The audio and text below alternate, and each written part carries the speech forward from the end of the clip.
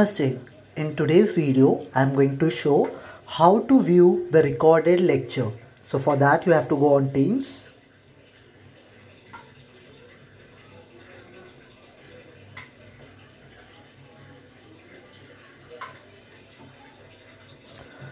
Then here you have to click on activity down.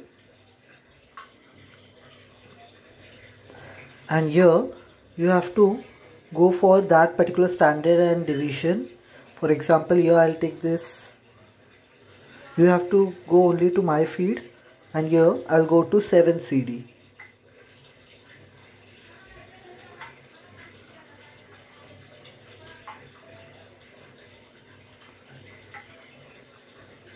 See, now here you can see that this is a recorded lecture. This is of 1 hour 13 minutes.